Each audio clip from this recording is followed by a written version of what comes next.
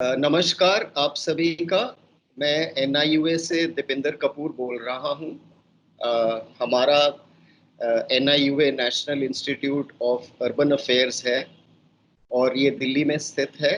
हमारा institute ministry of housing, urban affairs and housing के साथ संलग्न है। हम उनकी एक रिसर्च इंस्टीट्यूट की तरह उनके साथ काम करते हैं और पिछले कई वर्षों से हम शहरीकरण, अर्बनाइजेशन और अर्बन डेवलपमेंट के कई मुद्दों के ऊपर हम कई राज्यों को और कई शहरों को सहायता प्रदान करते आए हैं। मेरा काम इस समय NIUA में एक हमारा सेंटर है, sanitation capacity building programme.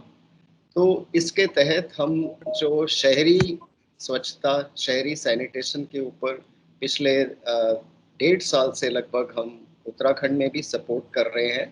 Uttarakhand urban development department को श्री VK सुमन जी के साथ हमारा एक छोटी टीम भी वहाँ पे स्थित है और पिछले 2 साल से हम वहाँ पे प्रयास कर रहे थे कि उत्तराखंड में जो सेप्टेज है, जो सेप्टिक टैंक का जो साफ सफाई का जो मल का जो काम है, उसके ऊपर हम कुछ इंटरवेंशन कर सकें, कुछ सहायता प्रदान कर सकें।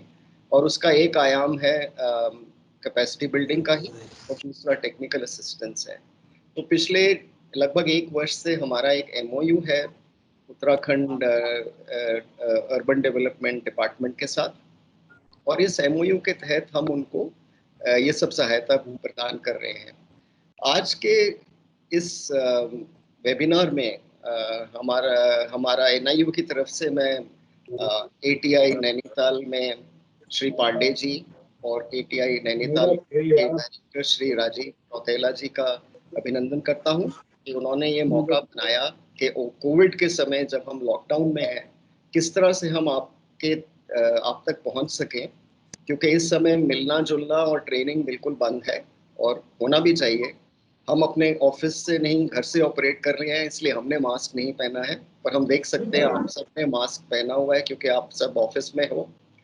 और हमारा इस वेबिनार में एक छोटा सा प्रयास है कि जो सैनिटेशन वर्कर्स हैं, जो हमारे फ्रंटलाइन वर्कर्स हैं, जैसे हेल्थ वर्कर होता है वैसे ही सैनिटेशन वर्कर भी है, तो उसकी सेफ्टी के लिए, उसके PPE, उसके पर्सनल प्रोटेक्शन गियर के लिए क्या होना चाहिए, क्या क्या कर सकते हैं, उसके ऊपर एक ये छोटा सा एक हमने वेबिनार ऑर्गेनाइज किया है श्री मनोज पांडे जी की मदद से ATI की तरफ से।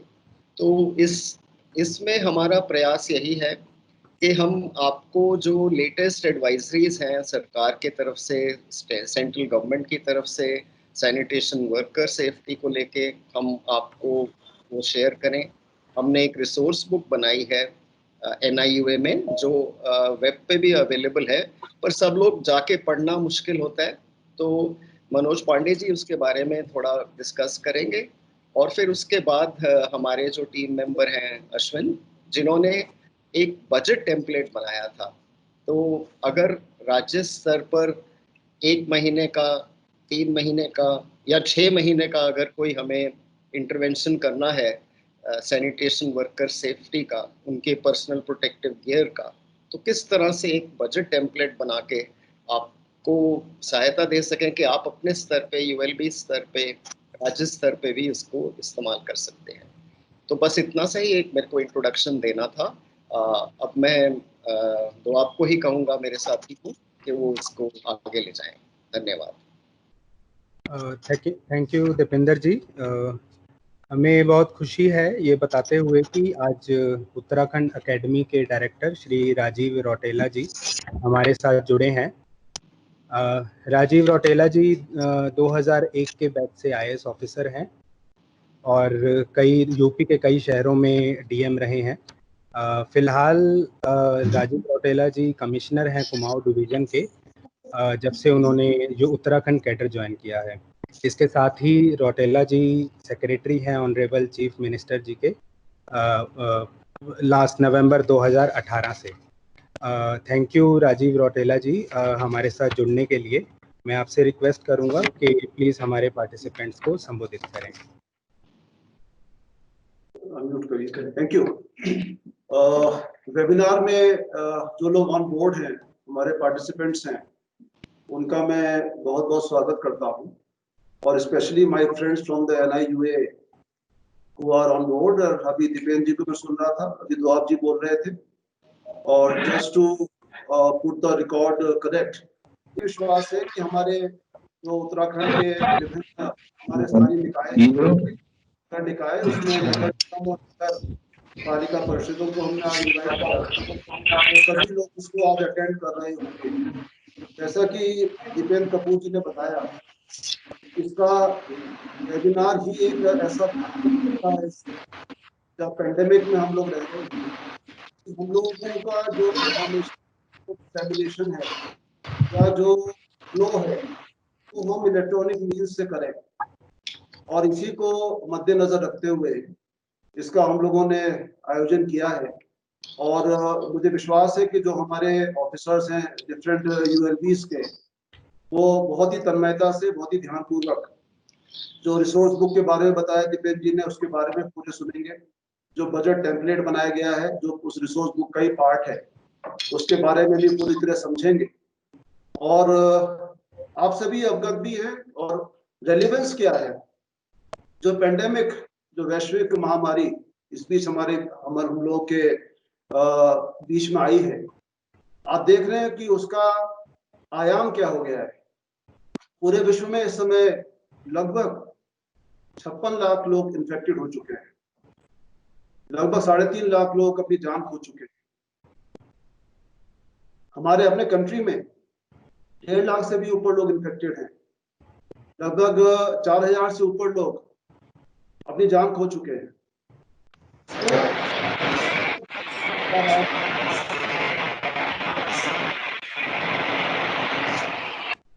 फैल रहा है, तो ऐसे समय पर जो हमारी लोकल बॉडीज हैं, उनकी जो वर्क प्रैक्टिसेस हैं, उनके जो डेली रूटीन्स हैं, उनके जो प्रोटोकॉल्स हैं, उनकी जो ड्रिल्स हैं, उनको सही रूप से करना बहुत ही आवश्यक हो गया है। और ये बात मैं जानता हूं कि जब से हम लोगों ने इस पेंडेमिक में काम करना शुरू किया है, तब से हमारी लोकल बॉडीज के जो हमारे ऑफिसर्स हैं, जो हमारे कार्मिक हैं, दिन रात मेहनत कर रहे हैं। जैसे दीपेंद्र जी कह रहे थे कि बेसिक काम तो सैनिटेशन का है लोकल बॉडीज का, लेकिन इसके साथ साथ जब से ये कोविड-19 है, तब से हम लोग सैनिटेशन के साथ साथ सैनिटाइजेशन भी कर रहे हैं। इसके अलावा जो हमारे क्वारंटीन सेंटर्स हैं, जो अर्बन एरियाज में हैं, उनकी भी देखभाल हम लोग कर रहे हैं, दिन रात मेहनत कर रहे हैं। तो अपने कार्यों को हम लोग इफेक्टिवली कैसे करें, अपने कार्यों को हम लोग समुचित प्रकार से कैसे निर्वहन करें, ये बहुत इंपॉर्टेंट है। क्योंकि इस बीच आप लोग अचानक ही इन व्यवस्थाओं में आ गए। समय समय पर भारत सरकार के विभिन्न मंत्रालयों ने, स्पेशली MHA ने, इसके अलावा हमारी उत्तराखंड सरकार ने समय समय पर इसकी गाइडलाइंस निकाली है कि हम लोगों से क्या क्या कार्रवाइयां, क्या क्या कर्तव्य निर्वहन अपेक्षित है।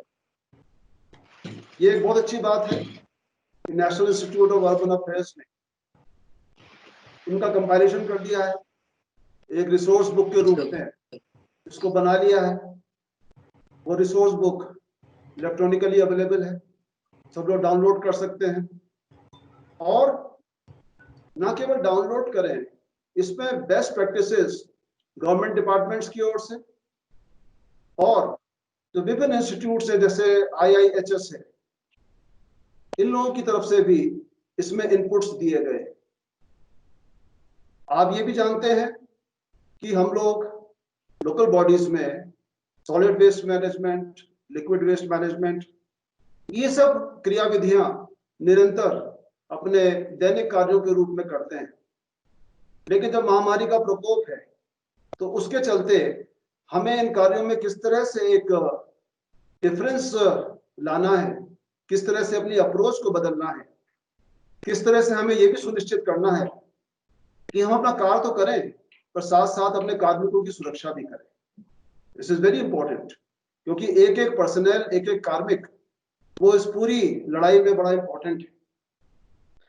इस समय हमारे उत्तराखंड के सामने, राज्य के सामने एक मेजर चैलेंज है। जो हमारे माइग्रेंट लेबरर्स हैं, जो अन्य व्यक्ति हैं, जो अन्य राज्यों से हमारे स्टेट में वापस आ रहे हैं और निरंतर स्पेशली ट्रेन के माध्यम से आ रहे हैं, सड़क मार्ग से भी आ रहे हैं, अब क्योंकि हवाई मार्ग भी खुल गया है उसके माध्यम से भी आ रहे हैं, और जो नेसेसरी प्रोटोकॉल्स है उसके चलते उनको क्वारंटाइन करने की व्यवस्था है।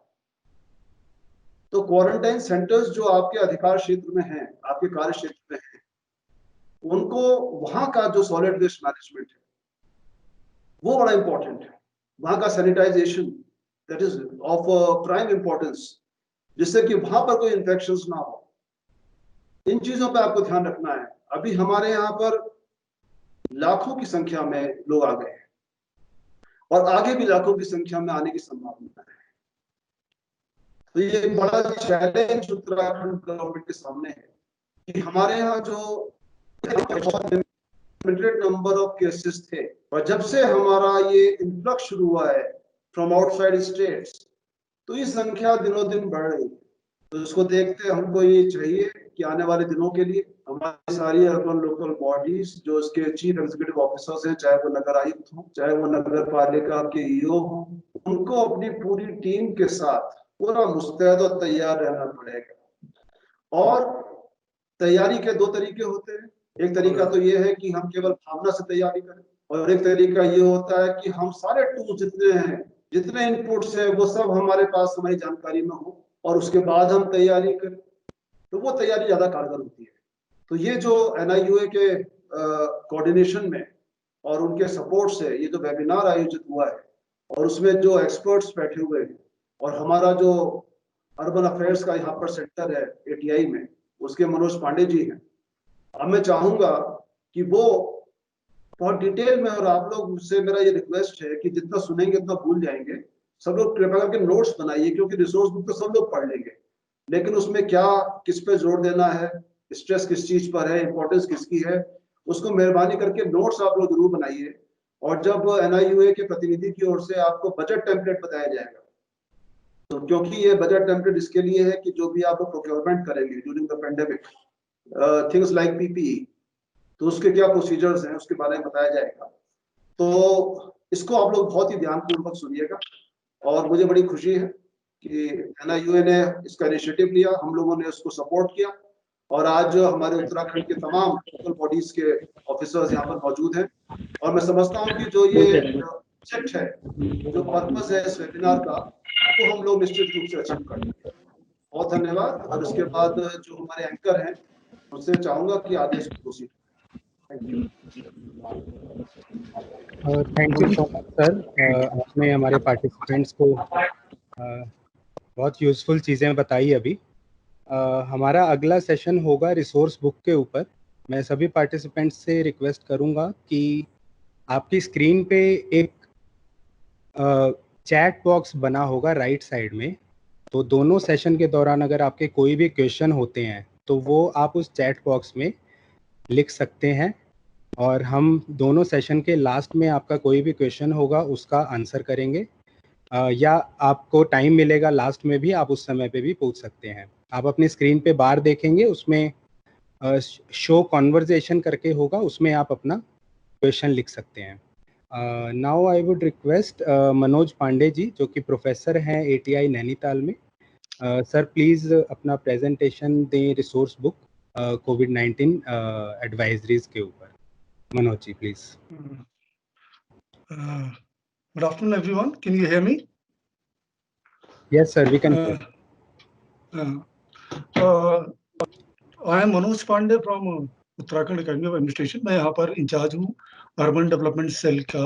आप में से कई लोग मुझे से मेरी मुलाकात भी हुई होगी, क्योंकि हम लोग इंटीग्रेटेड कैपेसिटी बिल्डिंग प्रोग्राम जो है ministry of housing and urban affairs के अंतर्गत भी उत्तराखंड के लिए प्रोग्राम किए हुए हैं, और हडको चेयर के से भी रिलेटेड प्रोग्राम किए हुए हैं।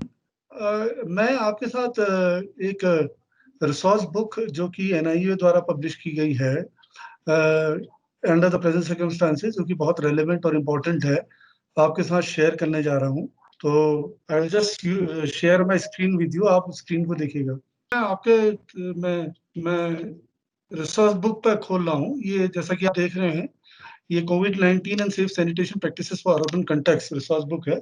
ये गवर्नमेंट ऑफ इंडिया एडवाइजरीज और practitioners resource for Indian cities पर के लिए। ये जो रिसोर्स बुक है, इसके 3 पार्ट्स हैं। पार्ट ए जो है वो गवर्नमेंट एडवाइजरीज हैं, जिसे हम रिकमेंडेड मेजर्स भी कह सकते हैं। ये 16 इसके अंदर है, 16 एडवाइजरीज है। पार्ट बी जो है, पार्ट बी जो है प्रैक्टिशनर रिसोर्सेज है।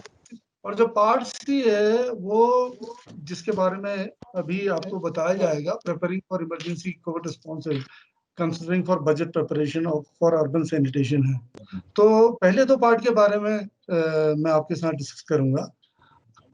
तो जैसा मैंने आपको बताया था कि इस डॉक्यूमेंट्स के अंदर पार्ट ए, पार्ट बी और पार्ट सी है। जो पार्ट ए वाला हिस्सा है उसमें गवर्नमेंट एडवाइजरीज है, जिसमें ऑर्डर्स हैं। ये क्या हुआ, can you, part A government advisories है और पार्ट ए में की गवर्नमेंट एडवाइजरीज, जिसमें ऑर्डर्स हैं, लेटर्स हैं, नोटिफिकेशंस है, गाइडलाइंस है। तो पार्ट बी में जो है की नॉलेज रिसोर्सेज हैं, जो कि प्रैक्टिकल एंड ऑपरेशन गाइडलाइंस है, रिसर्च पोस्टर्स हैं। ये डिफरेंट इंस्टीट्यूट द्वारा पब्लिश की गई हैं। इसको बेसिकली 4 हिस्सों में कोलेट किया गया है, जिसमें पहला हिस्सा है सॉलिड वेस्ट मैनेजमेंट। इसके अंदर ऊपर जो बताई गई 2 गाइडलाइंस हैं वो आ जाती हैं। लिक्विड वेस्ट मैनेजमेंट में ऊपर बताई गई 1 गाइडलाइंस लिक्विड मैनेजमेंट में आती है। बाकी 10 गाइडलाइंस हेल्थ एंड सेफ्टी और सैनिटेशन वर्कर्स में आती है। और बाकी 4 गाइडलाइंस जो है वो सैनिटाइजेशन ऑफ पब्लिक स्पेसेस के अंदर आती हैं। अब मैं आपको इसको अगर आप इस तरीके से देखेंगे कि सॉलिड वेस्ट मैनेजमेंट में जैसे मैंने आपको बताया 2 गाइडलाइंस हैं। लिक्विड वेस्ट मैनेजमेंट में 3 से लेके आपकी 14 तक की गाइडलाइंस हैं। 15-16 से सैनिटाइजेशन ऑफ पब्लिक स्पेसेस है। पार्ट बी में there are you can see 16 guidelines on health and safety of sanitation workers, and there are 3 guidelines related to sanitation of public spaces. अब मैं जरा सा मुख्य गाइडलाइंस की एडवाइजरीज के बारे में आपसे बात करना चाहता हूँ। अगर आप ये देखेंगे, अभी हाल में Uttarakhand state disaster management authority द्वारा एक ऑफिस ऑर्डर आया है, जो कि 23 मई को रिलीज हुआ था, जिसके द्वारा अर्बन लोकल बॉडीज को has been given important role to play, जो क्योंकि माइग्रेशंस का रजिस्ट्रेशन, उनका Android Aarogya Setu app registration और क्वारंटाइन के जितने भी नॉर्म्स हैं, होम क्वारंटाइन है, इंस्टीट्यूशनल क्वारंटाइन है, हाउस कीपिंग और क्लीनलीनेस है, वो इसके अंतर्गत आती है। शायद आप सभी लोगों को ये 23 मई 2020 का जो ऑफिस ऑर्डर है, ये सब आप जो लग जानते हैं। इसी के तहत आपके मार्च के अंदर एक गाइडलाइंस पब्लिश हुई थी क्वारंटाइन फैसिलिटीज के लिए, जो उत्तराखंड सरकार द्वारा पब्लिश की गई थी। तो अंडर द प्रेजेंट सिचुएशन अगर आप देखेंगे तो दिस बिकम्स वेरी इंपॉर्टेंट कि जो revise guidelines government of India ने रिगार्डिंग क्वारंटाइन फैसिलिटीज आपके लिए जारी की गई हैं, उनके बारे में आपको समझना बहुत इंपॉर्टेंट है। तो अगर आप देखेंगे इस गाइडलाइन को, तो इस गाइडलाइन में जो मुख्यतः जो हिस्से हैं, पहली बात ये रिवीजन 2 जो गाइडलाइंस का है वो management of general waste from quarantine homes है। ठीक है, इसमें इंपॉर्टेंट चीज जो आपको देखने की है वो है responsibilities of persons operating from quarantine camps, homes and home care facilities. जो जनरल सॉलिड वेस्ट है जनरेटेड फ्रॉम क्वारंटाइन सेंटर्स और camp should be handed over to the waste collector identified by urban local bodies. तो ये जो waste collectors है quarantine centres के, government India guidelines कहती है कि ये आइडेंटिफाई किए जाएंगे अर्बन लोकल बॉडीज के द्वारा। और जो बायोमेडिकल वेस्ट है अगर वो जनरेट होता है क्वारंटाइन सेंटर्स और कैंप्स के द्वारा, वो सेपरेटली येलो कलर्ड बैग्स में कलेक्ट किया जाएगा। जो persons taking care of quarantine homes है, होम केयर के बारे में वो डिपॉजिट करेंगे बायोमेडिकल वेस्ट इफ एनी, और इसके लिए भी this will be arrange by the urban local body. और इसके भी उन्होंने 3 तरीके बता रखे हैं जो कि गाइडलाइंस में आपको दिए हुए हैं, जिसमें पहला है hand over yellow bags containing biomedical waste to authorised waste collectors. दूसरा हो सकता है deposit biomedical waste in yellow bags at designated deposition centre. और तीसरा हो सकता है hand over the biomedical waste to waste collector in case by common biomedical waste treatment facilities.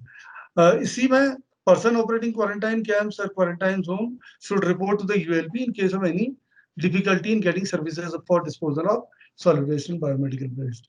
इसमें क्लैरिफिकेशंस दिए गए हैं कि क्वारंटाइन कैंप्स किसे कहेंगे, होम केयर फैसिलिटी क्या है, बायोमेडिकल वेस्ट और क्वारंटाइन कैंप्स और होम केयर से आपका क्या मतलब है, biomedical waste generated from quarantine camps, quarantine homes से और डोमेस्टिक हैजर्ड वेस्ट किस तरीके से डिफाइन होते हैं, इसमें दिया हुआ है।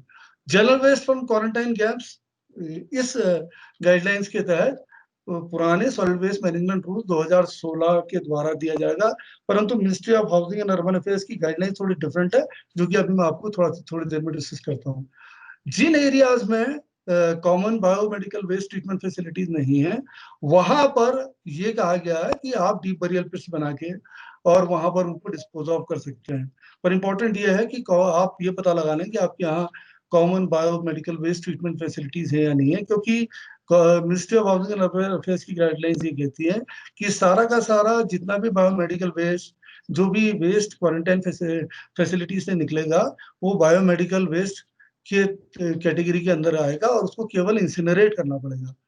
जो ड्यूटीज और अर्बन लोकल बॉडीज इसके अंदर डिफाइंड है, उसमें इंफॉर्मेशन और क्वारंटाइन कैंप्स के बारे में ये अवेलेबल होनी चाहिए लोकल एडमिनिस्ट्रेशन के बाद। जो common biomedical waste treatment facilities है, आपको उनको पूरा नेसेसरी सपोर्ट प्रोवाइड करना पड़ेगा, और जो अल्टीमेट डिस्पोजल है बायोमेडिकल वेस्ट का, वो यूएलबी उसको एंगेज करेगी।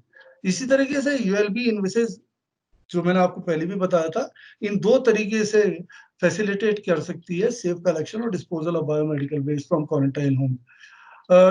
येलो कलर्ड बैग्स दिया जाना भी जिम्मेवारी ये कहता है कि अर्बन लोकल बॉडीज की होगी, और अर्बन लोकल बॉडीज इंश्योर करेंगे ऑथराइज्ड वेस्ट कलेक्टर से कि सेपरेट टीम ऑफ वर्कर्स इनके लिए बनाए जाए, केवल डेजिग्नेटेड स्टाफ ही क्वारंटाइन सेंटर पे जाए, इन लोगों की ट्रेनिंग हो, और वेस्ट कलेक्टर जो भी है उनको भी ट्रेनिंग इम्पार्ट की जाए।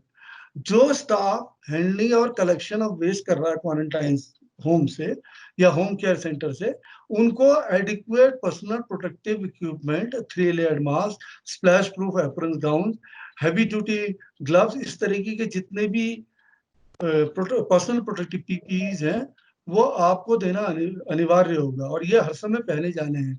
इसके बारे में अभी डिस्कशन बजट एस्टिमेशन में भी हो सकता है आपके साथ हो। इसी तरीके से डेडिकेटेड कार्स, ट्रॉलीज और व्हीकल्स हैं, उसके बारे में आपको ट्रांसपोर्ट फॉर बायोमेडिकल वेस्ट के लिए होना चाहिए, और इंश्योर करें कि जो क्वारंटाइन सेंटर से वेस्ट कलेक्टर्स अराइविंग जो एट क्वारंटाइन सेंटर्स और एट होम केयर हैं, वो डिसइंफेक्टेंट जो 1% हाइपोक्लोराइड सोल्यूशन है, वो येलो बैग के अंदर जो on the bin use for yellow bag है, उस पर वो उसको स्प्रे करें।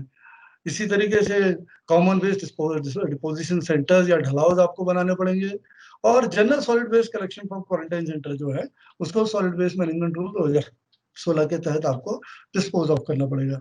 सर्विसेज ऑफ कॉमन बायोमेडिकल, जैसा मैंने आपको बताया था, जहां नहीं है वहां पर आप अंडरग्राउंड को डिस्पोज ऑफ करने के बारे में बात कर सकते हैं। तो these are very important guidelines, this is a very important guidelines, ये रिवीजन 2 रिगार्डिंग क्वारंटाइन सेंटर। और आज की देश में मेरा मानना है कि urban local bodies, because of that office order also, ये जो ऑफिस ऑर्डर भी आया है डिजास्टर मैनेजमेंट अथॉरिटी की तरफ से, उत्तराखंड डिजास्टर मैनेजमेंट अथॉरिटी की तरफ से, और जो माइग्रेशन हो रहा है और जो क्वारंटाइन सेंटर्स बन रहे हैं, इसलिए ये आपका जानना बहुत इंपॉर्टेंट है।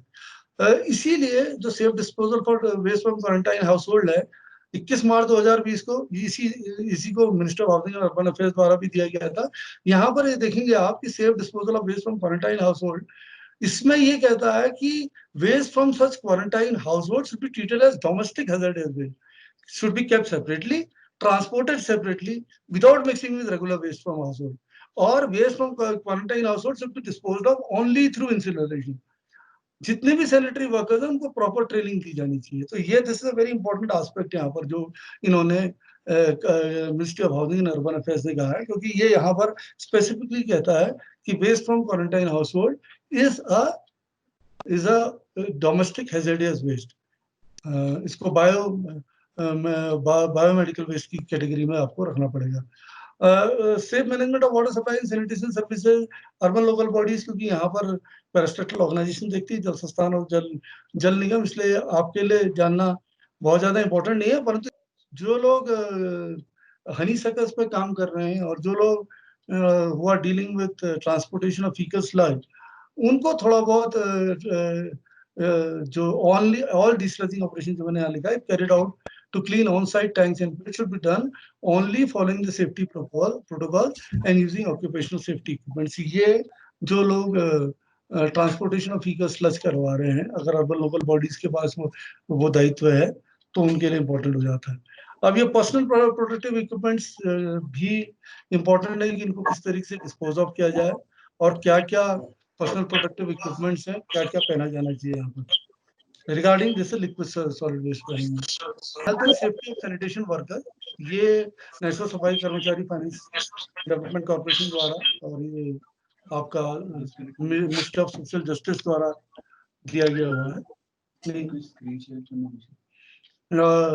तो ये कहता है कि आप स्टैंडर्ड ऑपरेटिंग प्रोसीजर्स यूएलपी बनाएं सैनिटेशन वर्कर्स और वेस्ट पिकर्स के लिए। Advisory for ensuring health and safety and sanitation workers में भी इसी बारे में बात की गई है कि उन्होंने 3 चीजों के बारे में बात की है कि a putting a place standard operating procedure SOP के बारे में बात की है सारे urban local bodies, Gram Panchayat and railways के साथ जोड़ के।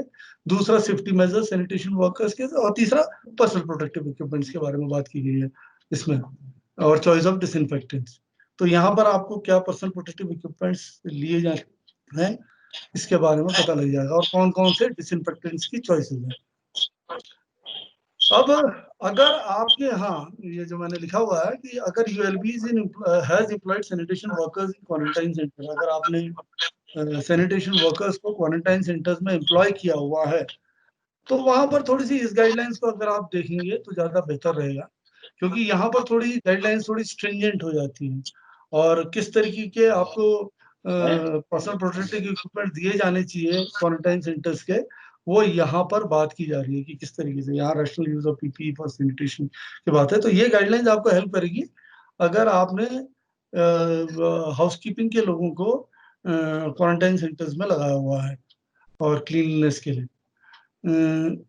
ये role of frontline workers coronavirus में क्या होना चाहिए, ministry of health and family welfare का डॉक्यूमेंट है। ये भी, इसमें भी काफी आपको ऐसे सोर्सेज मिल जाएंगे जो आपको हेल्प कर सकते हैं। आईसी मटेरियल्स है इसमें। अब आते हैं assistant from state disaster fund. अगर आपने वो भी देखा होगा जो अभी का हाल का ऑर्डर आया हुआ है, जो 23 मई का ऑर्डर जिसके बारे में बार बार कह रहा हूँ, उसमें भी ये कहा गया कि स्टेट डिजास्टर रिस्पॉन्स फंड से आप पैसा ले सकते हैं उन कामों के लिए, और उसी के बारे में यहाँ पर जो बात की गई है कि किन किन आइटम्स में आपको पैसा दिया जा सकता है। ये सीएसआर के थ्रू भी आप गवर्नमेंट ऑफ उत्तर प्रदेश ने सपोर्ट लिया है, तो ये भी, इसमें भी एक डॉक्यूमेंट है जिसके द्वारा आपको सीएसआर से किस तरीके से हेल्प दी जा सकती है वो भी दिया गया है। अब आप देखेंगे कि office of principal scientific adviser ने भी कुछ गाइडलाइंस रिलीज की गई हैं, और ये गाइडलाइंस के मुख्यतः 3 पार्ट है। एक तो प्रिवेंटिव मेजर्स है जिसमें आरोग्य सेतु ऐप है, face cover for everyone in the community है, सैनिटेशन हाइजीन हैंड वॉशिंग है, सैनिटेशन हाइजीन टॉयलेट यूज है, एंड सैनिटेशन हाइजीन डिसइंफेक्टेंट्स है। तो इसके अगर आप ये देखेंगे तो ये इसके अंदर आपको 3 हिस्सों में प्रिवेंटिव मेजर्स और आरोग्य सेतु है, फेस कवर और सैनिटेशन हाइजीन हैंड वॉशिंग, और ये इंस्टॉलिंग फूड ऑपरेशन ऑप्शन 1 2 दे रखा उसके लिए, और sanitation hygiene toilet use. You can see all these documents here. Then there are certain posters. These are posters which you can use. क्या करें क्या ना करें, इसको क्वारंटाइन सेंटर्स में भी आप इस्तेमाल कर सकते हैं और जगह भी इस्तेमाल कर सकते हैं।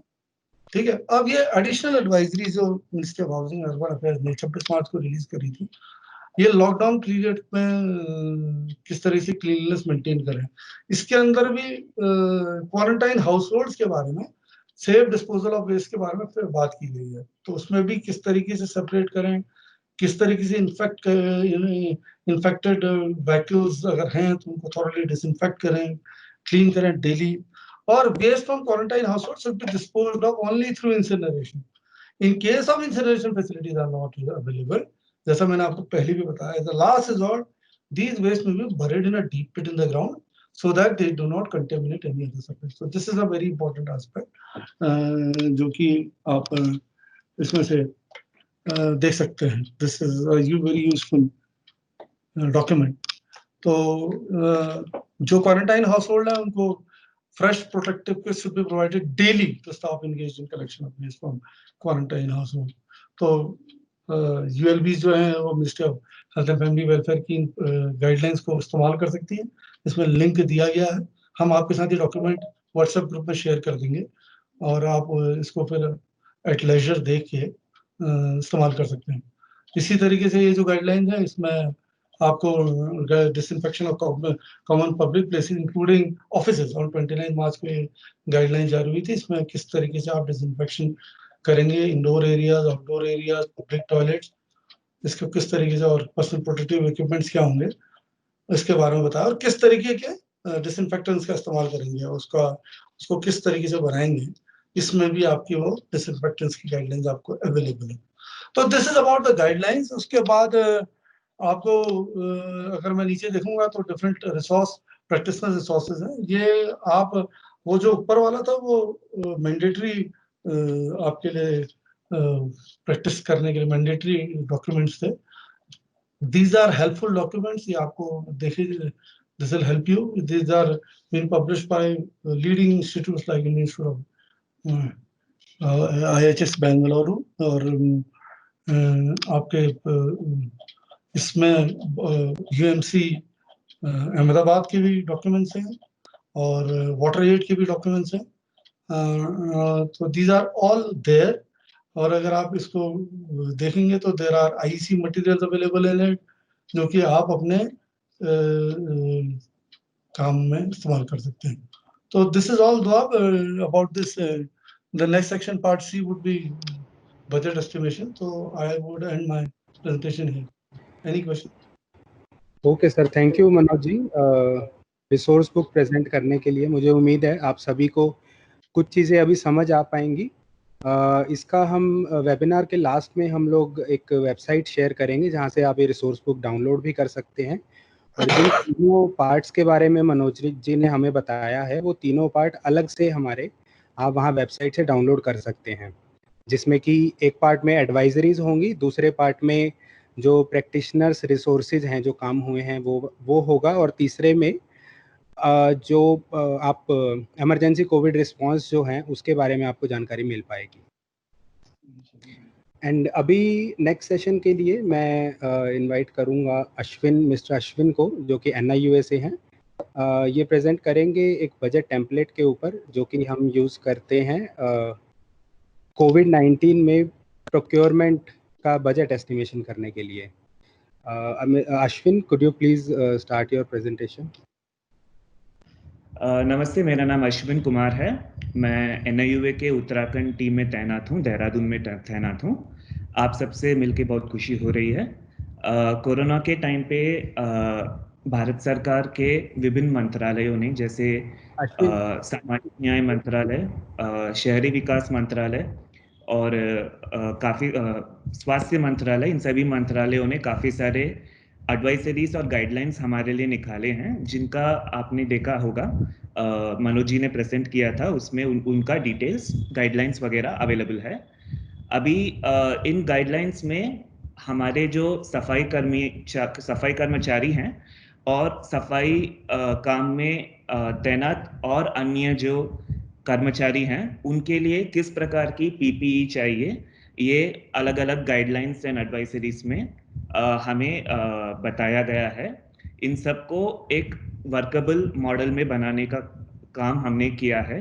हम अभी आपके साथ एक एक्सेल शीट शेयर करेंगे, एक टूल किट शेयर करेंगे जो सफाई कर्मियों और सफाई काम में नियुक्त अन्य कर्मचारियों के लिए PPE का बजट एस्टिमेट करने के लिए हमारी मदद करेगा. तो मैं अभी आपको उसका स्क्रीन शेयर करके आप सबसे शेयर करता हूं. तो ये जो टूल किट है हम आप सबके साथ इस वेबिनार के एंडिंग में शेयर करेंगे. इस टूल किट को हम कैसे इस्तेमाल करें वो मैं आपको अभी बताता हूँ. सबसे पहले ये जो एक्सेल शीट है, ये एक नॉर्मल एक्सेल शीट है जिसमें हम जब अपने नंबर्स फिल करेंगे तो ये हमारे लिए बजट अराइव करके हमें आसानी से दे देगा, तो हमें एस्टिमेट करने में आसानी होगी कि हमें पीपी खरीदने में, प्रोक्यूर करने में, या फिर पीपी को स्पॉन्सर के द्वारा लेने में हमको कितना खर्चा आएगा। ये हमारे लिए कैलकुलेशन करने के लिए एक टूल किट है। इसमें सबसे पहले हम ऊपर डिटेल्स फिल करेंगे, जैसे यहाँ पे पहले हम जिस दिन बना रहे हैं उस दिन का डेट इसमें डाल दें पहले, फिर नेम ऑफ द यूएलबी डाल दीजिए,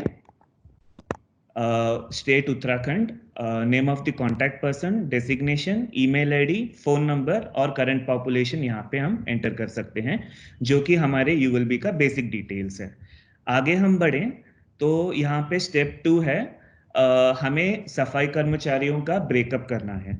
सबसे पहले यहाँ पे देखा जाए तो सबसे पहला पॉइंट है, सफाई कर्मचारी लोग, जो लोग क्वारंटाइन सेंटर से और जो लोग होम क्वारंटाइन में हैं, उनके घरों से कूड़ा यानी solid waste door to door collection करते हैं, उनकी गिनती हमें यहाँ पे एंटर करना है।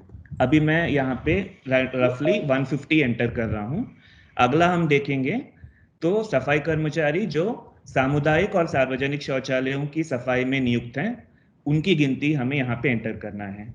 लगभग मैंने यहाँ पे 50 डाला है, मान के चलते हैं कि हमारे यूएलबी में, हमारे शहर में 50 लोग, 50 सफाई कर्मचारी इस काम में नियुक्त हैं। अगला तीसरा पॉइंट है, जो घर कोविड कंटेनमेंट जोन में नहीं है या फिर जहां कोई कोविड का केस रिपोर्ट नहीं हुआ है, उन घरों से अगर हम कूड़ा उठाने वाले जो हमारे सफाई कर्मचारी हैं, उनका नंबर यहाँ पे एंटर करेंगे पॉइंट नंबर 3 में। पॉइंट नंबर 4 में वो सफाई कर्मचारी जो हमारे सड़कों की सफाई करते हैं, उनका हम यहाँ पे नंबर एंटर करेंगे।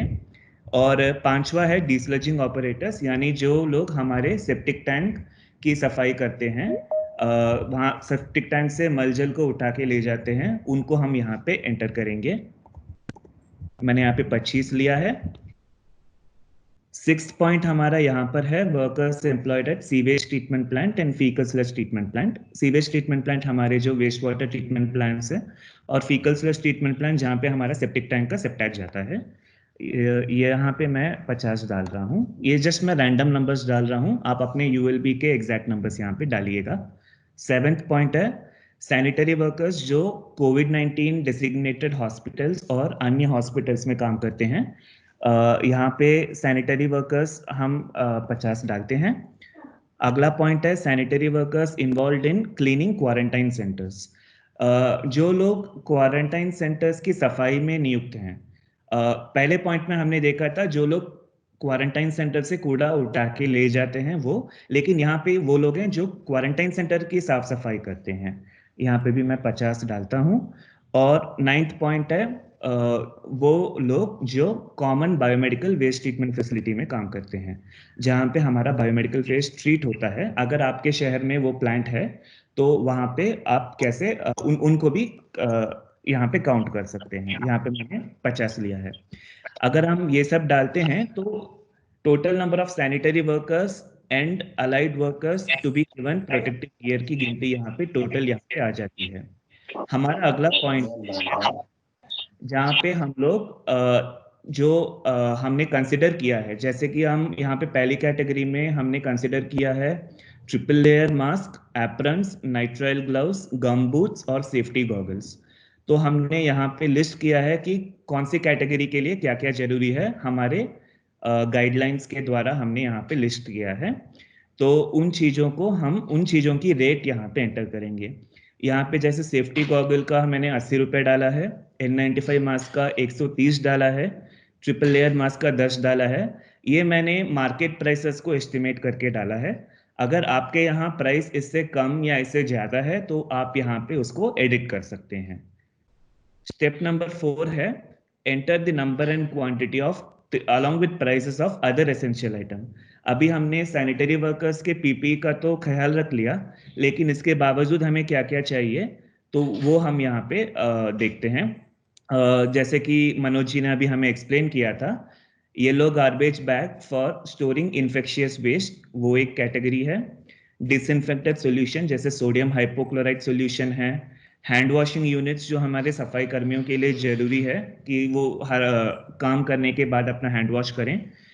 थर्मोमीटर्स हो गया, ब्लीचिंग पाउडर हो गया, और अगर जरूरी है बायोमेडिकल वेस्ट को ट्रांसपोर्ट करने के लिए लाइट कमर्शियल व्हीकल अगर आपको जरूरी है तो वो भी हम यहाँ पे डाल सकते हैं। यहाँ पे मैं डाल रहा हूँ लाइट कमर्शियल व्हीकल एक येलो गार्बेज बैग मैं डालता हूँ, मुझे 1000 चाहिए। और यहाँ पे भी मैं उन चीज़ों का रेट्स चेंज कर सकता हूँ। अगर यहाँ पे रेट जो दिया गया है वो हमें ज़्यादा या कम लग रहा है तो हम चेंज कर सकते हैं। जब हम ये डिटेल्स यहाँ पे फिल कर लेंगे तो नीचे हमारा टोटल बजट एस्टिमेट होके आ जाएगा। ये है estimation of essential protective gear for 1 month, 1 महीने के लिए। जो डिटेल्स मैंने फिल किया है उसके मुताबिक जाएंगे तो हमें लगेगा 15.48 लाख रुपीस लग सकते हैं 1 महीने के लिए। अगर हम इसी डिटेल्स को 3 महीने के लिए लेंगे तो वो 26.59 लाख अराइव होता है, और इसी डिटेल्स को हम 6 मंथ्स के लिए लेंगे, 6 महीने के लिए लेंगे तो 43.81 लाख आता है। और अगर हम पीपीई के साथ साथ इन सभी चीजों की भी गिनती लें तो वो यहाँ पे नीचे आता है। Essential items plus protective gears दोनों को मिला के 1 महीने के लिए 22 लाख, 3 महीने के लिए 33 लाख और 6 महीने के लिए 50 लाख यहाँ पे अराइव होता है। तो जब हम ये डिटेल्स फिल करेंगे डायरेक्टली तो हमें एक ही कुछ ही समय में गवर्नमेंट नॉर्म्स के मुताबिक जो चीजें एसेंशियल बताई गई है उनका एस्टिमेशन हमें यहाँ पे मिल जाता है। ये कैलकुलेशन बैक वाले शीट्स में होके हमें पहले शीट में आंसर देता है। ये हमें एस्टिमेट करने के लिए मदद करता है गवर्नमेंट नॉर्म्स के मुताबिक। ये आपके लिए यूजफुल रहेगा, हम ये आशा रखते हैं। और सेकेंड स्लाइड में आप देखेंगे तो आप यहाँ पे देख सकते हैं सेफ्टी गॉगल्स की कितनी गिनती चाहिए और उसका रेट क्या है। ये सभी डायरेक्टली यहाँ पे अराइव हो जाएगा जब आप टेंडर के लिए या फिर सीएसआर के लिए शेयर करना चाहते हैं तो इन 3 या 6 कैटेगरी में से कोई एक कैटेगरी को लेके इस टेबल को कॉपी पेस्ट करके भी आप सीएसआर के लिए या फिर टेंडर के लिए अप्रोच कर सकते हैं। तो अलग अलग गवर्नमेंट के जो एडवाइजरी एंड गाइडलाइंस है उसको सिंप्लीफाई करना हमारा मकसद था, इसके द्वारा हमने आपको शेयर किया है।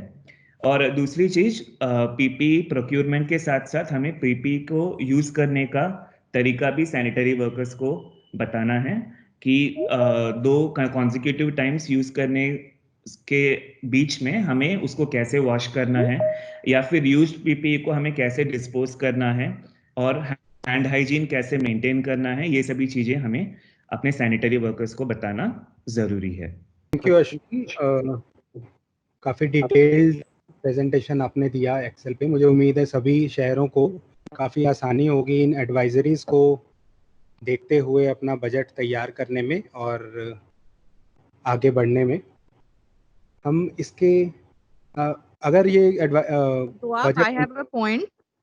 Yes Jyoti please. Ashwin, can you also please explain कि ये जो करा है आपने कैसे करा है, ये जो पीपी लिया है आपने कि ये डिजायरेबल है या ये एसेंशियल है हमारे लिए, वो लॉजिक भी आप एक बार एक्सप्लेन कर दीजिए। एंड पीपी के जो नंबर लिए हैं आपने, कहीं तो जैसे मास्क है एक बंदे के लिए एक चाहिए, पर कहीं पे भी 2 आपने रखे हुए हैं कि ये चीज 2 चाहिए होते हैं एक बंदे के लिए पर एक दिन में, तो वो लॉजिक भी एक्सप्लेन कर दीजिए। क्योंकि एक्सेल में हमने तो डेटा फीड कर दिया, फॉर्मूला डाल दिया, वो लॉजिक जो रैशनल है वो एक्सप्लेन नहीं हो रहा। ठीक है, ठीक है। तो गवर्नमेंट एडवाइजरीज में जैसे कि मैंने बताया, शहरी विकास मंत्रालय है, स्वास्थ्य मंत्रालय है, इन सभी मंत्रालयों ने हमें गाइडलाइंस दिया है कि जैसे कि कूड़ा कलेक्ट करने वाले हमारे जो डोर टू डोर कलेक्शन में इन्वॉल्व हैं सफाई कर्मचारी भाई बहन लोग, उनके लिए कौन कौन सी मटेरियल चाहिए ये यहाँ पे हमने एनलिस्ट किया है। साथ में हमने यहाँ पे एस्टिमेट किया है कि 1 महीने में लगभग 6 मास्क की जरूरी होगी एक सफाई कर्मचारी को, क्योंकि एवरेजली जो मास्क है वो 5 दिन तक हम इस्तेमाल कर सकते हैं।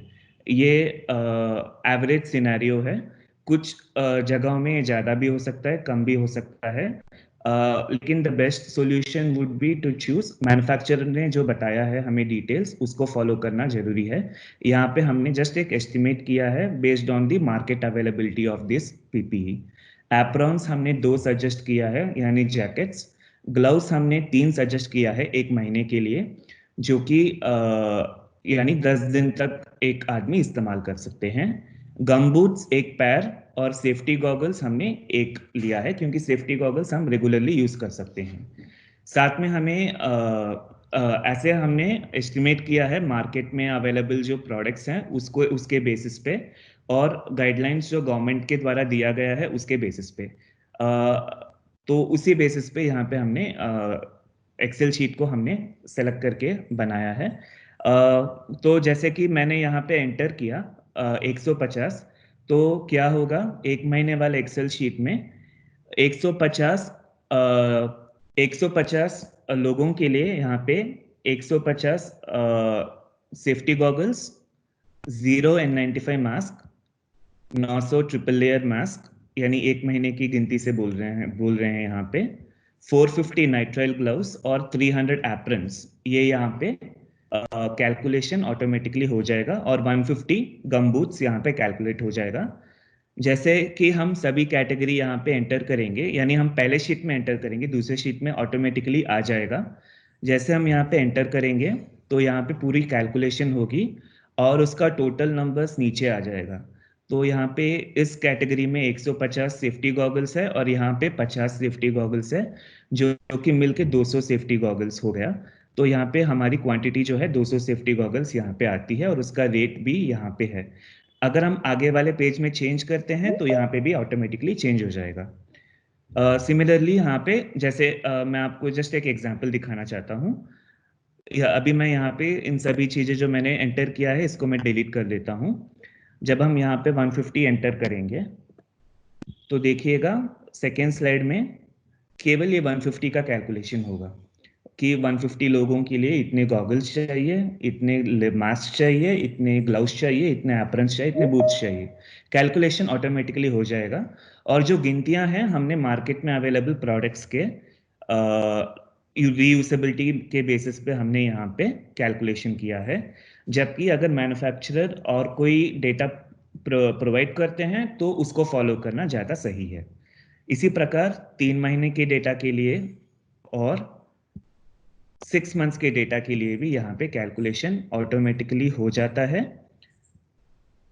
और होने के बाद हमें टोटल ओवरऑल नंबर्स फर्स्ट वाले स्लाइड में आखिर में टोटल बजट जो है यहाँ पे मिल जाता है।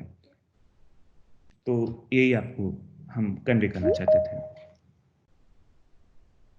एक चीज और ऐड करना चाहूंगी, जैसे हम लोगों ने ये वाले टेम्पलेट में लिया है कि एक मास्क 5 दिन तक चलेगा, एक ग्लव्स 10 दिन तक चलेगा, ये सारे लिए हैं हमने लॉजिक इसमें। वो आप जो क्वालिटी का मटेरियल प्रोक्योर कर रहे हैं आप उसके हिसाब से ये चेंज कर सकते हैं। अगर आप मास्क ऐसा वाला ले रहे हैं जो सर्जिकल मास्क है, जो आपको लग रहा है कि बस 3 दिन तक के लिए हम देंगे, 3 दिन के बाद चेंज कर सकते हैं, मास्क हम प्रोवाइड कर सकते हैं। ये जो हमने दिया है ये थंब रूल वाले हैं जो बेसिक है, इतना देना चाहिए। पर अगर आप उससे ऊपर जाके देना चाहते हैं, हाई क्वालिटी का ग्लव्स देना चाहते हैं जो महीने भर तक चल सके, क्योंकि ग्लव्स मार्केट में हर तरीके के अवेलेबल हैं। मिनिस्ट्री के वेबसाइट पे भी अगर आप जाएंगे जहां से प्रोक्योर करना होता है तो अलग अलग टाइप के हैं।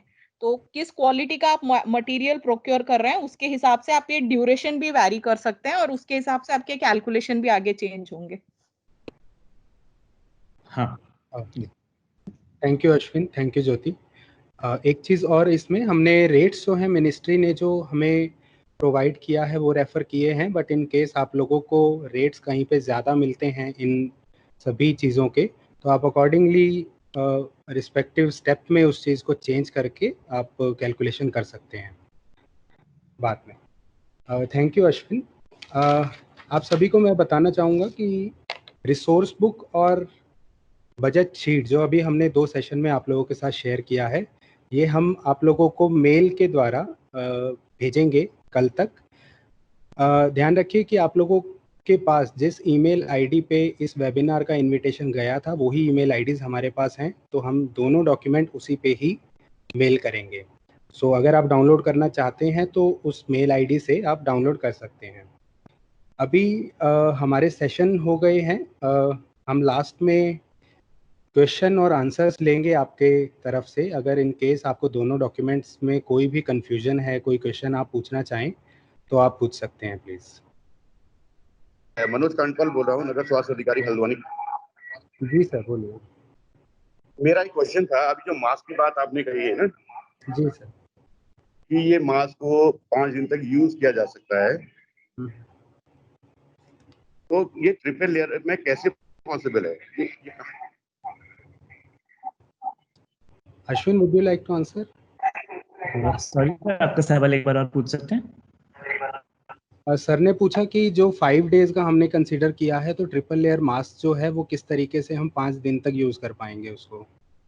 या सो रीयूजेबल मास्क जो हमने यहाँ पे देखा मेंशन किया गया है, ये हम जो मास्क है, इस मास्क को हम वॉश करके उसको 5 दिन रेगुलरली यूज कर सकते हैं।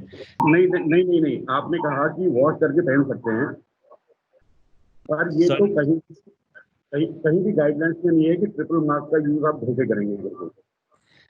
सर, अगर हम 1 महीने में 5 मास्क दे रहे हैं तो वो पहला मास्क पहला दिन यूज कर सकते हैं और फिर उसको वॉश करके सैनिटाइज करके सुखा के 5th डे यूज कर सकते हैं, 6th डे यूज कर सकते हैं, 2nd डे वो दूसरा नया मास्क यूज करें, ये हमें उनको बताना है।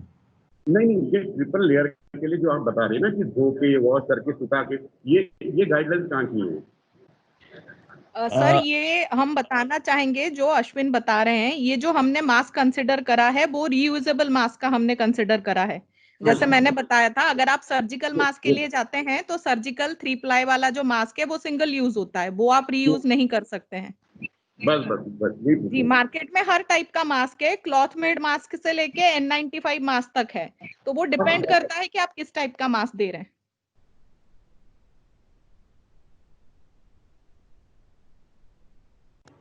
कोई और क्वेश्चन किसी का, किसी शहर से कोई और क्वेश्चन हो तो? Good evening, myself Vijay Chauhan, EO Nagar Park. Can you hear me? Yes sir, we can hear you. Actually my question is regarding this biomedical waste management. At our airport ये एक MPCC, that is Medical Pollution Control Committee, एक भगवानपुर की एक ये agency है जो कि इसको सारा बायोमेडिकल वेस्ट को वहां से उठा रही है, कलेक्ट कर रही है, उसको डिस्पोज कर रही है फाइनल। तो can we engage this MPPC company on our all institutional quarantine centers for collection of biomedical waste?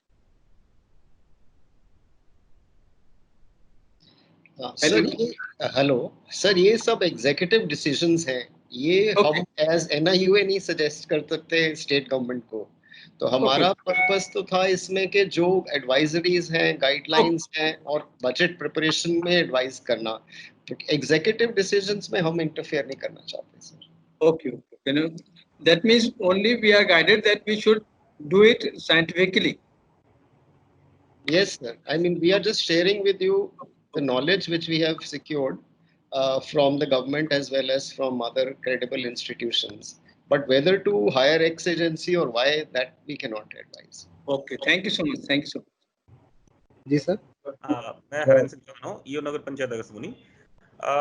मैं ये जानना चाह रहा हूँ कि जो क्वारंटाइन सेंटर हैं, इनमें जो लोग रह रहे हैं, उनका जो डस्ट हो रहा है, उनका जो कूड़ा हो रहा है, क्या वो कोई जलाने का कोई आदेश है क्या कि वो जलाएंगे उसको? सर, या जो भी बायोमेडिकल वेस्ट क्वारंटाइन सेंटर से प्रोड्यूस हो रहा है, साइंटिफिकली उसको biomedical common biomedical waste treatment facility जो बनाई गई हैं वहीं पे इंसिनरेट करना पड़ता है। लेकिन अगर स्टेट गवर्नमेंट के और कोई इंस्ट्रक्शंस हैं तो हमें वो भी फॉलो करना है। नहीं, मैंने जो अभी गाइडलाइंस शेयर की थी, आप मुझे सुन सकते? हेलो जी, हाँ जी मनोज, सुन पा रहे हैं। जो गाइडलाइन मैंने शेयर की थी उसमें 2 गाइडलाइंस थी। जो ministry of housing and urban affairs की गाइडलाइन स्ट्रिक्टली कहती है कि जो क्वारंटाइन सेंटर से निकलने वाला वेस्ट है वो हैज़ार्डियस वेस्ट की तरह ट्रीट किया जाना चाहिए और उसे इंसिनरेट करना चाहिए। नॉर्मली उसे common biomedical waste treatment facilities की तरफ को चले जाना चाहिए। अगर नहीं है तब depending upon the executive order, जैसा सर ने कहा था, आप उसे किसी भी एक जमीन के नीचे गाड़ने की डिसीजन ले सकते हैं, but that is given in the guidelines. पर again you need an executive order कि आपके पास common biomedical waste treatment facility है या नहीं। अगर है और ट्रीटमेंट के लिए जगह तो आप ट्रीटमेंट उसे इंसिनरेट करेंगे। Thank you sir. Thank you Manoj ji. कोई और क्वेश्चन हो किसी का, हम ले पाए? Hello sir. जी सर बोलिए। सर मैं नगर पंचायत पुरोला से बोल रहा हूँ सर। जो हम गड्ढे में बायो मेडिकल वेस्ट डालेंगे वो नदी से कितनी दूरी पे होना चाहिए सर? मनोज जी बता पाए? ये कोई गाइडलाइंस में नहीं है कि आप सर ये अभी जो गाइडलाइन निकला है ट्रीटमेंट का उसमें नहीं है, पर जो solid waste waste management manual है गवर्नमेंट ऑफ इंडिया का, उसमें डिटेल है कि बायोमेडिकल वेस्ट फैसिलिटी कैसे डिजाइन होगा, कितने दूर रहेगा, उसमें वो है, हैंडबुक में है, सॉलिड वेस्ट मैनेजमेंट वाला जो हैंडबुक है गवर्नमेंट ऑफ इंडिया का, बायोमेडिकल वेस्ट ट्रीटमेंट फैसिलिटी के डिजाइनिंग डिटेल्स वगैरह उसमें अवेलेबल है, सारे स्टैंडर्ड्स भी उसी में अवेलेबल है। ठीक है, thank you. Thank you sir. अभी हम अपने वेबिनार को समाप्त करेंगे। आप, मुझे उम्मीद है कि आप सभी को काफ़ी यूज़फुल रहा होगा आज का वेबिनार। दोनों फाइल्स आप लोगों के साथ शेयर कर दी जाएंगी और आप सभी से अनुरोध है कि अगर आपको कोई भी कन्फ्यूजन इससे रिलेटेड रहती है तो मैं आप वेट अ सेकंड, एक बात जस्ट इन कंक्लूजन्स NIUA से हम ये बताना चाहेंगे कि ये जो प्रोटेक्टिव गियर का हमने आपसे टेम्पलेट शेयर किया है और एक तरह से क्या क्या होना चाहिए सुविधाएं, ये कोविड तक ही सीमित नहीं होनी चाहिए, ये पोस्ट कोविड भी हो सकता है। तो ये एसेंशियल सैनिटरी वर्कर्स का प्रोटेक्टिव गियर है। तो हम तो चाहते हैं और हम और राज्यों में भी ऐसे वेबिनार कर रहे हैं कि राज्य सरकार एक कोई आंकलन करे स्टेट के स्तर पर, या कोई ULB भी करना चाहे तो वो करे, और ये जो मिनिमम रिक्वायरमेंट्स हैं पर्सनल प्रोटेक्टिव गियर के, ये उनको मुहैया कराए जाएं। हमें उम्मीद है कि ये सिर्फ कोविड तक ही सीमित ना हो, ये एक रेगुलर फीचर भी बन जाए, ताकि आने वाले समय में जब हम ये उत्तराखंड के लिए तैयार कर रहे थे तो सबसे पहले हमें यही मुश्किल हो रही थी कि वर्कर कितने हैं, कार्यकर्ता कितने हैं। तो ये सब एक डेटाबेस भी हो कि टोटल कितनी रिक्वायरमेंट है। और हम तो चाहेंगे कि इसको स्टेट डिजास्टर मैनेजमेंट एजेंसी वगैरह जो रेगुलर आपकी ऑर्गेनाइजेशंस हैं वो इसको एकदम क्रियान्वित करें। जब भी कोई ऐसा डिजास्टर आए वो तुरंत एक मिनिमम रिक्वायरमेंट बेस पे उसको प्रोक्योरमेंट शुरू करें और जल्दी से जल्दी उसको प्रोवाइड करें। और एक नॉर्मल टाइम में भी इसकी प्रोविजनिंग का एक प्रोसेस होना चाहिए। तो हम तो चाहते हैं कि इसको आगे भी लिया जाए। इसी के साथ साथ आपका हम बहुत बहुत धन्यवाद करते हैं कि आप आए, और उम्मीद है कि हम मनोज पांडे जी और श्री राजीव रौतेला जी का भी धन्यवाद करते हैं कि उन्होंने ये ऑर्गेनाइज किया, और भविष्य में और भी हम ऐसे ट्रेनिंग प्रोग्राम्स ऑर्गेनाइज करेंगे। और हमें उम्मीद है कि कोविड का समय जल्दी समाप्त हो तो फिर हम ज़्यादा से ज़्यादा फेस टू फेस ट्रेनिंग और एंगेजमेंट कर सकेंगे। Thank you. दुआ आप कंक्लूड कर दें please. Thank you so much sir. मेरा स्क्रीन आप शायद देख पा रहे हैं, एक कॉन्टैक्ट डिटेल्स मैंने स्क्रीन पे डाला है अभी। क्या आप देख पा रहे हैं सभी लोग मेरा स्क्रीन को? हाँ दिख रहा है जी। ये